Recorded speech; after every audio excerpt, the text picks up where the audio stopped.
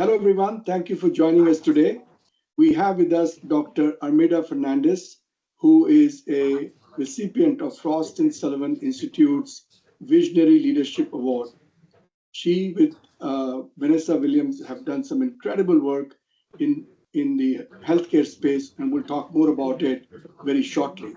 But just to set the context, let me talk a little bit about what is the work that they're doing and what's happening in a country like India. So, urban India, as everyone knows, is growing at an unprecedented pace.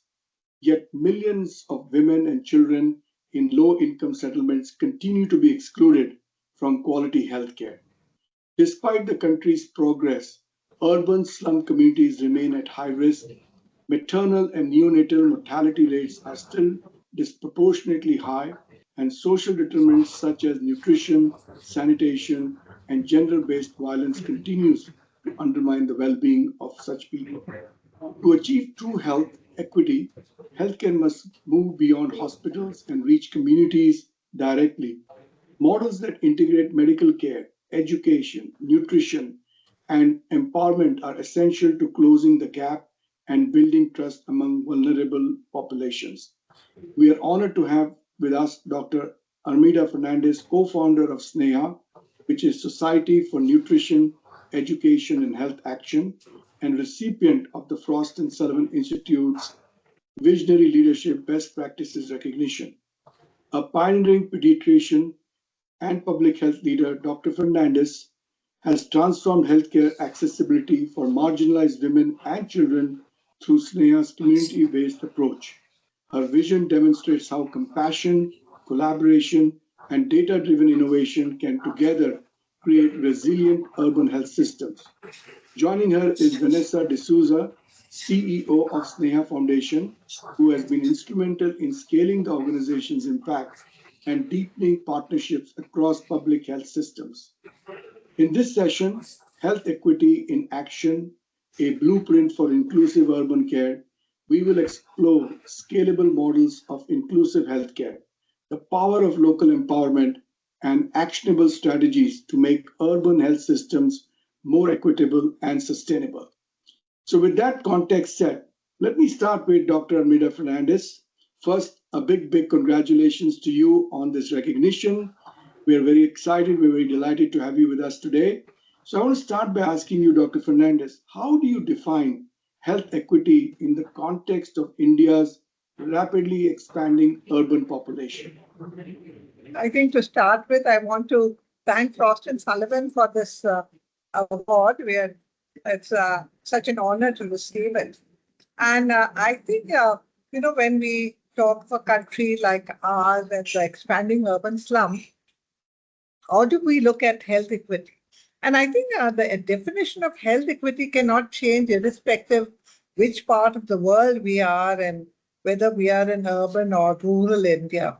I think the fact that because we know that health is a fundamental right and the ability of people, everyone, it could be the woman, the man, the child, the able or the disabled, to be in a position to attain health and wellness in all its forms. And to me, health and wellness would be not just physical health, but mental health, social health, and also are now, because we work a lot in palliative care, would be spiritual health.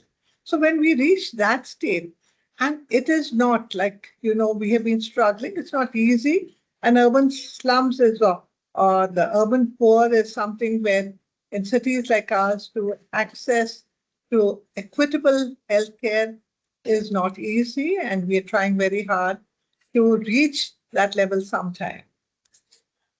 Totally agree. I don't think it's just a urban issue or rural issue. I completely agree with you. It's something that is prevalent all across the country.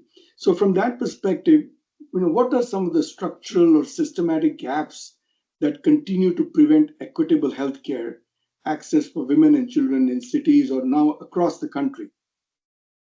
I think, I think the systemic gaps start with the fact that what is the health budget that we have, which is, increased, but not enough to cover the health requirements of the country. The second is the the fact that urban India has been ignored for a long time. After independence, they said India lives in its villages, and there was a focus on rural India, and there was a very systematic approach to rural India, where the health system, starting from the basic health workers in the village, the primary health center, the secondary in the district. So there was systemic planning, and it happened. Whereas in urban India, no one expected or didn't plan. They should have expected that it will grow very rapidly. So there's no systemic planning at all. How should health be delivered? Expanding slums. Every time we have hundreds and thousands coming into the. So what do we do for these? So this planning has been missed for a long time. And as a result of which, the health accessibility in urban cities like ours is when they did start, they started in a part of the city where people lived, and therefore the better, at that time, the more people who could afford health. And slowly, as it expanded, we didn't have health facilities, and the ever expanding, the poorer the migrants came to the periphery of the city. And therefore, from this one big municipal corporation, it expanded to 7. And at the peripheries of all this, we had the urban slums. So the health accessibility has been very difficult in urban cities, and being where they are, the socio-economic state, the poverty that is there among these people. How do they access care? They need a public health care where they don't have to so it's not always available close to them. Transport is a problem. I think other systemic problems is, the education level of the people who migrate to the cities. Unlike migration to other countries, that the educated, the ones who can do something will migrate. But in the urban slums, it is the poor seeking, to have some job to work to maintain their family's day. So we know that the less educated the patient, the health or mortality rate is related to the education of the people. We also have problems with migration. When we have worked in the slums, we made them access health care. They know where to go. They're going to these hospitals, but they live there only for a short period of time. And then within a few, at least sometimes less than a year, but at least after a year, they migrate to another slum. So there's a loss of continuity of healthcare. They don't know where to go and how to go. So I think these are all systemic and structural problems that, make it difficult to access healthcare. True. In fact, you brought in a very interesting point here. As an organization that does a lot of big mega trend research, one of the things that we have found is that there is a huge drive of people from tier 2, tier 3, tier 4 cities into tier 1 cities. So as a result, there's such a huge level of urbanization that's happening. So more and more people from rural areas come to large cities. And unfortunately, cities have not planned for this huge migration of people and workforce. And as a result, we are available to take care of them, provide healthcare when they need it. And because they're so low from an economic standpoint, they simply can't even afford healthcare to go to a private institute. So yeah, it is a massive challenge that I think a country like India faces, but this is something that we have observed in other parts of the world as well, especially in developing nations. This is quite a common trend in countries like Indonesia, for example, including countries like China. This is a massive problem. So hopefully, as the country develops and as businesses move more into tier 2, tier 3 cities, which is happening, I hope that this problem is eventually resolved for the general population. But great point. So, obviously, if you look at it from an urban health standpoint, the question I want to ask you is, besides it being a medical challenge, do you see this also as a social and development process that one has to undertake? And what is your view on that? You know what? We always think that health means health access, right? So if there are hospitals, if there are even a public that people will access, but we must look at beyond this. There are many factors that don't allow, people don't access health. And I think the first thing that I would think of is the social structure of the family. In I think all over the world, but especially in India, the patriarchy system. The focus is on the man. And therefore, when it comes to a health issue, the man is the one who gets to the hospital first. And the woman of the house, first of all, she will not complain. She keeps on suffering, doesn't even have the, because that's a social structure. It's only when she's really advanced or some major problem that she'll complain and access help. Actually, in a family, it's the man who gets first, then the child, and last is the woman of the family. The second is in these, when they migrate to the city, this is one thing we must remember, that to these people, health is not a priority. When they come here, the priority is how can I earn a living? So they need money. First, once they get a job, the second is housing. That I need a place to stay, and that's why I said migration, not only from rural to urban, but within the slums, they don't allow them to stay for 9 months to 1 year. When they come as tenants, they have to move to another slum. That is that is a second issue that they help. Do you know the third priority? Unfortunately, is not health. The third priority for that family is education. Strange enough, they feel that we are in the situation we are because we are not educated. So they would put education first, and I think health is really down. So that is another issue. Another thing that happens in our urban slums is that we are when they are in their rural areas, in the villages, there is a joint family. So one could go to the doctor, go somewhere because they know there's someone to look after the other children.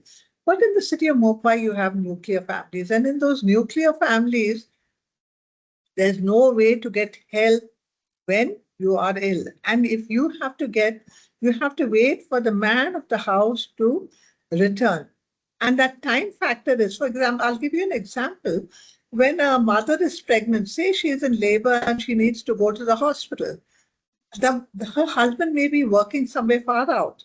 She'll have to wait till he comes back at night, and then he will take the wife to the hospital. And she might be advanced labor, and therefore you'll see newspaper articles on how a woman delivered in the bus or in the train even before she. So the fact that there's just that man who is the decision maker who will take her to the families. So these, and look at the housing. The other aspect of the social aspects is, look at where they stay. The housing, they are closed. There is hardly a few feet between the houses. There is no windows. There's no, you cannot, therefore diseases spread so easily.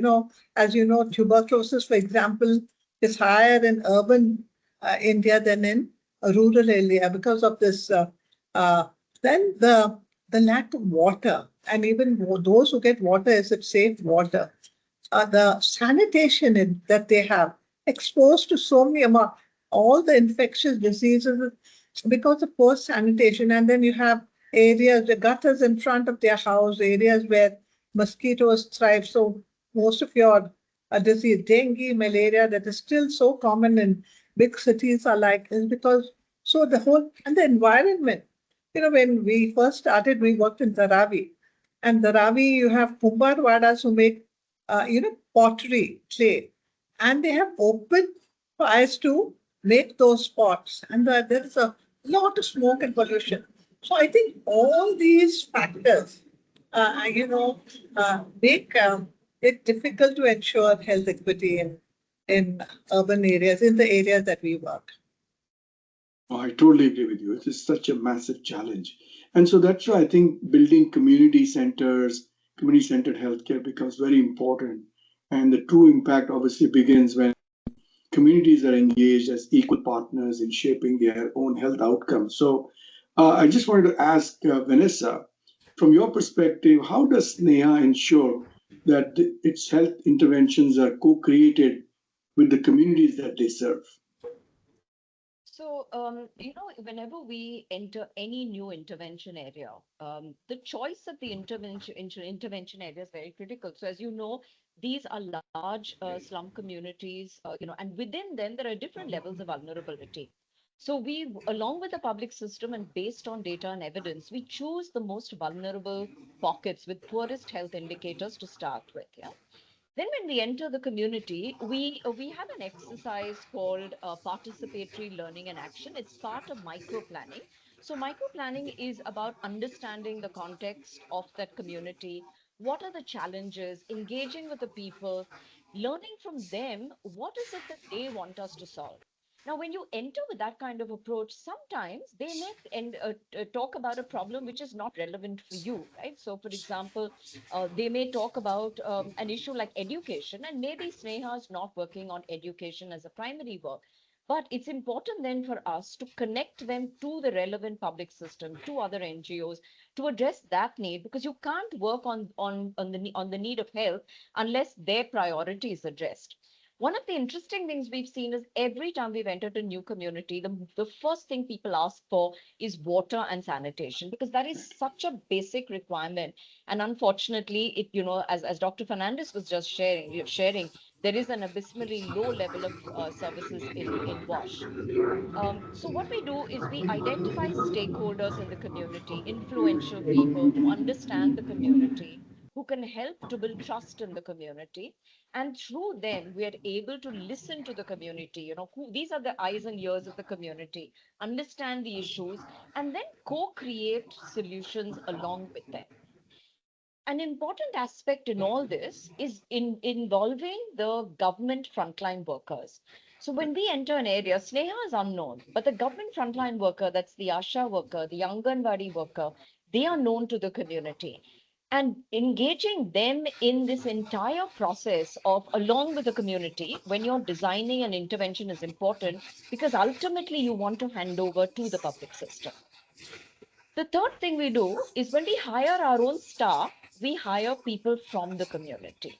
So our full-time employees that are working in the community are staff who live there, they understand, they know the community, they understand the local context. So, urban communities are a conglomeration of people across the country. So there are different belief systems, languages, practices, etc. So actually making sure that we understand all these local practices is so critical for us to be able to design an intervention. So when you're able to listen to them and you're able to listen to key stakeholders, understand the problems, that is the first step in really being able to design a solution that works for them. So to give you an example, let's take we want to work on an issue of domestic violence. And we find that gender norms and perspectives themselves have to be addressed. There are extremely patriarchal views. There's no point in us immediately coming in and talking about domestic violence. You have to start working on the aspect of gender, making women realize the importance of building agency, of understanding what domestic violence is. Because if they don't understand that domestic violence is not only physical violence, it's emotional violence, it's financial violence, unless they understand that, coming up with a solution is meaningless for them, right? So to understand where they are in their journey, and they are all at different places in their journey. A new migrant is at a very different place compared to a long time resident in a slum. So understanding people and where they are in their journey, and then designing your intervention along with them is critical if you ultimately want trust and buy-in in your intervention. Now, one of the important things that it happens in this process is that while we're trying to understand the community and the stakeholders, we also then identify who are these potential leaders in a community, yeah? And how do we then use these leaders and to influence other detractors in the community? Because in any community, you will always have people, who are with you, who believe in what you want to do, and there are enough people who are detractors. but using these local influencers with leadership skills, then influence the detractors becomes very important. So, I think it's really important when you're designing to understand the grain of that community, what's working, what's not working, and then work with them to actually bring about the change. No, I couldn't agree with you more. But so then tell me, I mean, based on so much work that you've done, what are some of the lessons you've learned about building sustainable communities, especially in a dense urban setting? I talked about the volunteers. Yeah, we understand when we enter any intervention, we're going to be there for a limited period of time. Okay, one of the learnings for us, in fact, in our first nutrition intervention, is we were able to bring down malnutrition by 28%. But in the areas where we brought down malnutrition by 28%, we just exited those areas overnight. We did not create structures to sustain that change. Yeah? Then what we started doing is we actually, from the time we start intervening, we start identifying these potential community volunteers, people with leadership skills, people with a little more education, people who have time to an interest in the community, identify them, build their capacity so that over a period of time, the transition can then be very gradually done. So we don't exit overnight. We build the capability of the community to take responsibility and accountability for their own health.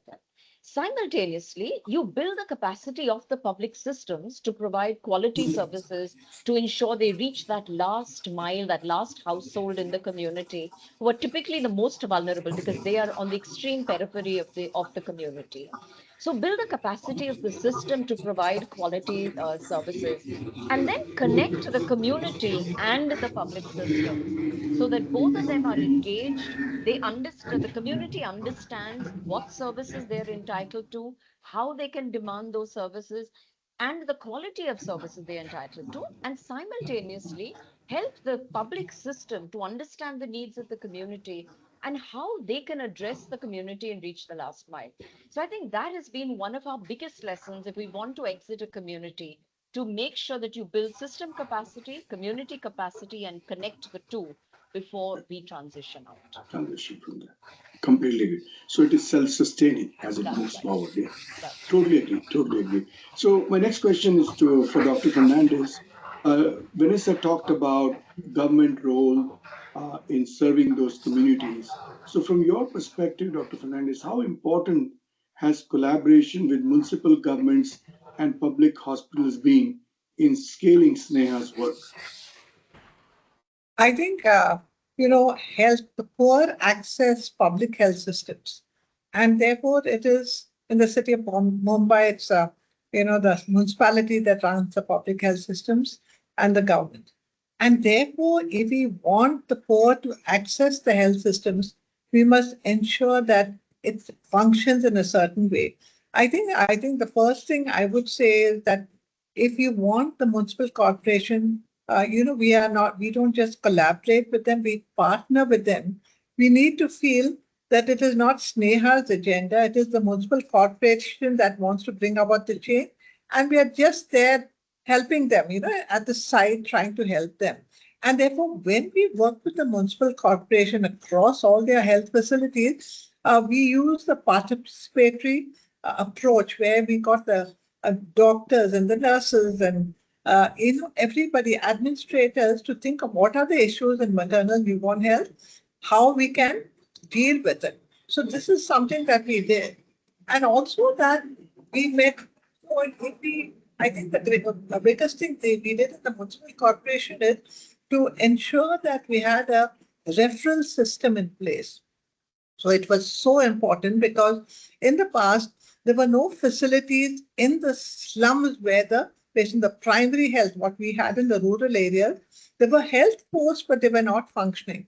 So there were 176 health. So we made sure we worked with the municipal corporation to say that here is our areas where people can access health right in the slums. So we got this 176 health posts in the municipal corporation working, and this was the primary health where normal people went for antenatal care. And then the whole system, we had, the maternity homes, the peripheral hospitals, the medical colleges. So we formed a system of referral. And at each level, there was a training done to show that these are the patients that would come to the level 1. These are the patients and the most complicated patients. So because we partnered with them closely, we ensured training at all levels. These systems were put into place. So unless this was in place, then we would have never been able to achieve what we have done. And even more important is when we did this, SNEHA is very good at documentation and data collection. So we made sure that whatever we did was documented. For example, in the past, when they referred someone, there was no note given what we didn't know where the patient came. So this data was recorded. And then the municipal corporation liked the way it functioned and made sure that they started printing. We had printed the forms and to ensure that that referral took place in a proper way.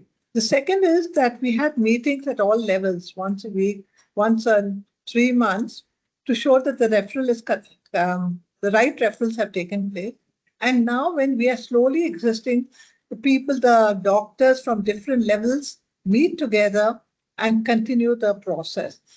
And finally, because we succeeded in the city of Mumbai, the large municipal corporation, the municipal corporations around us, there were 6 other municipal corporations, they came to us and said, can you also make sure that we have this referral system and create a referral system between them and the city of Mumbai?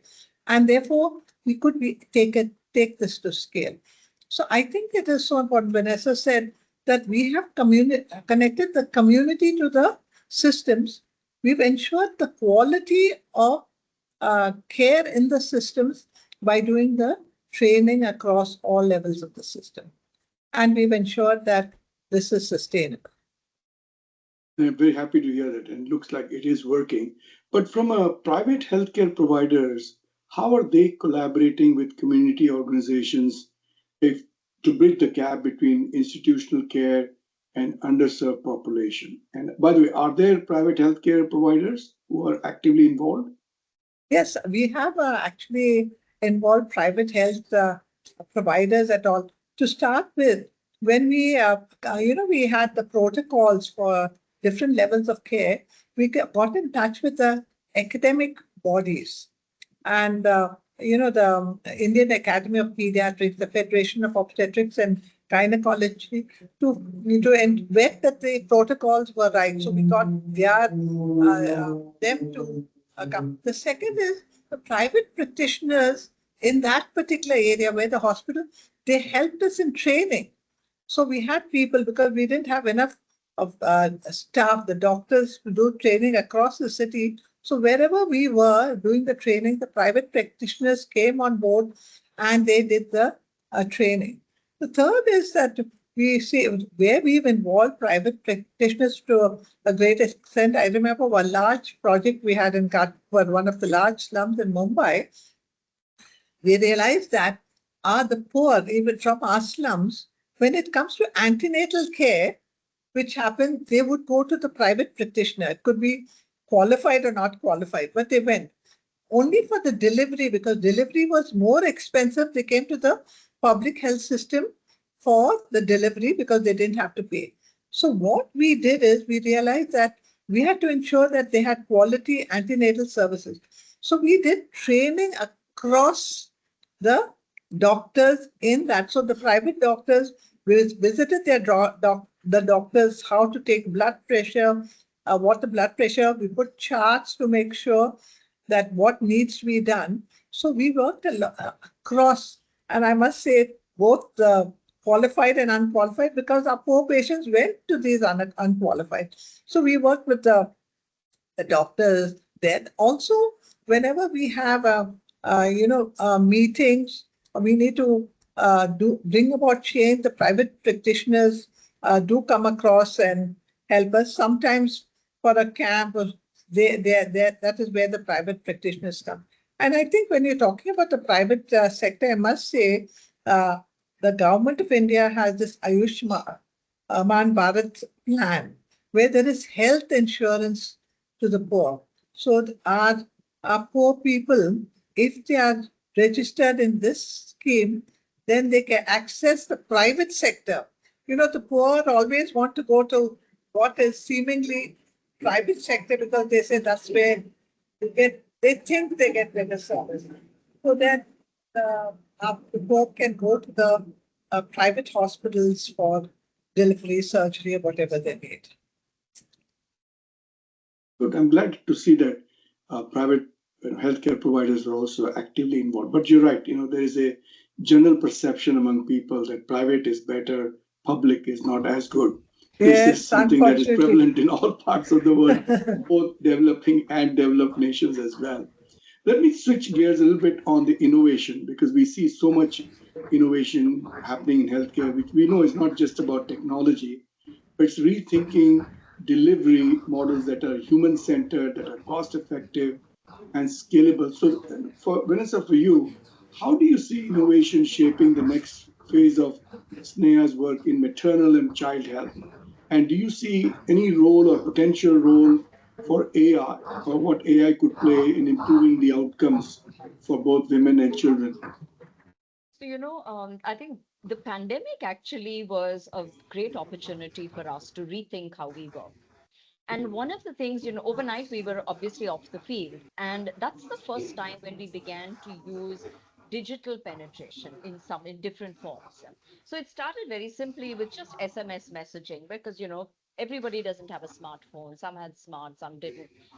But from that time onwards, when we found that there was scope for us to begin to use mobile phones, we said, okay, how can we actually begin to design an intervention which is a combination of tech and touch? Because that way it brings down our cost and it also helps us to penetrate more deeply. So about a year ago, we started a pilot on using a WhatsApp chatbot. So directly with the mothers, and we started this pilot from pregnancy right up to the child of 6 months old, because it's not easy to get community women to ask questions on a chatbot, given literacy levels, etc.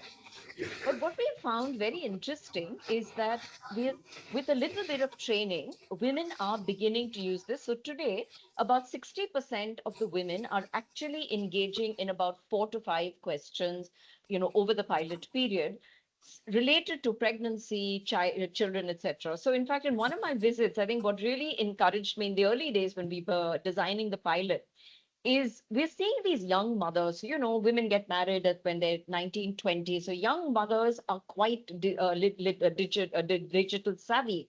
So this mother actually said, I have twins and my babies get up at 2 in the morning. I don't know what to do. I'm frustrated. So I actually go to the bot and start asking questions about why my babies cry.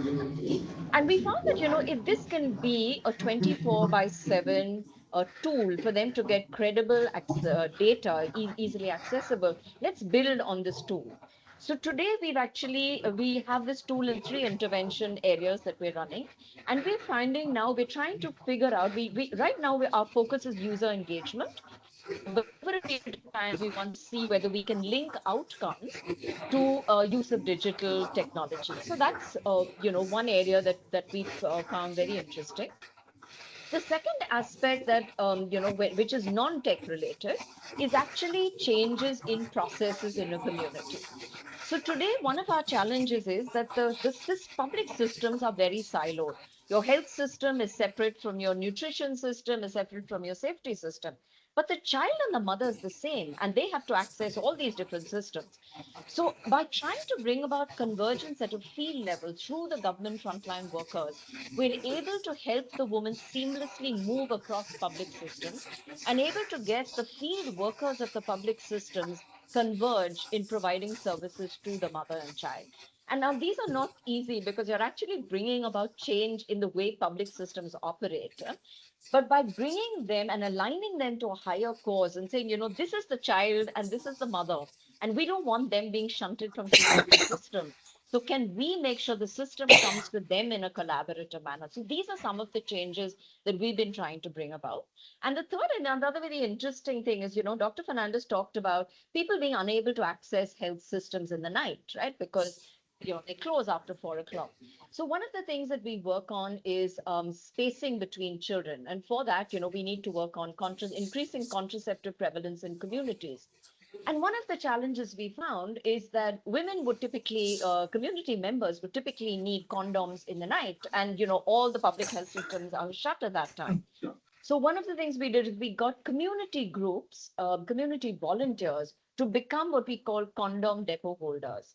And we then connected them with the public system. So we trained them on how, on different, on a whole basket of contraceptive services, and then trained them to actually take free services, so whether it's the pills or the condoms from the public system, maintain the records for the public system. And because of this innovation, we have been able to improve contraceptive prevalence rate from about 40 to 45% in communities to over 65 to 70% in the community. So these are all innovative processes that you can, and with buy-in of the public system, it's not working in isolation. The public system is providing the contraceptives to these community volunteers and building accountability in the community. And it's interesting that, while we may do this to improve contraceptive prevalence rate, we're actually creating permanent structures in these communities to be able to provide these services. All right, perfect. No, I think the work that we've done, we've seen through digital technology, we can offer so many solutions, and so much care and healthcare can be provided to people, even in the remotest of areas. So I'm very personally excited that there'll be new digital tools, new with digital technology. And fortunately, in a country like India, where we have a lot of penetration of cell phones and mobile phones, I think this can become a lot more possible in the future. So in conclusion, I'm going to first ask Vanessa you the question, and I'd like to wrap it up with Dr. Fernandez. So if corporate leaders are listening to this conversation today, what is one action that you want them to understand in the ways in which they can contribute to making healthcare more inclusive and equitable in their communities? What would be your message to them? I think I would say look at health as don't just look at a community from different silos of health, education, livelihood. Instead, look at converge with other and with other donors, bring about convergence with NGOs, and adopt an entire area and create a model for the government where convergent action can be focused on the community participant rather than government structures and corporate agendas. Perfect. Thank you very much, Vanessa. Dr. Fernandez, your comments, final comments. You know what? I was just thinking that we have not discussed the question, and I have the same answers Vanessa has. I think there's one thing that you can do is adopt not just a community, but maybe adopt a slum and show a model that can function, which can be a model for the government to take up and they have ensure equitable health, to ensure equitable health. And we need a model that is sustainable, that is economic also. If the government has to take up that, that we can take across all urban areas and all cities. That's what I will. Fantastic, fantastic. No, once Vanessa, we again, think alike. correct. That's very clear. I think you worked with each other for a very long time. But this was a very, very interesting experience for me too. I learned a lot myself, and I'm obviously very inspired with the work that you and your organization do. So with that, let me bring this session to a conclusion. Dr. Fernandez, thank you so much for your time. Vanessa, thank you so much for your time. I wish you the very best, and I hope you will have more success in the future. Best wishes, and thank you once again. Thank you so much. Thank you. Okay, I'll sign off now. Thank you. Thanks.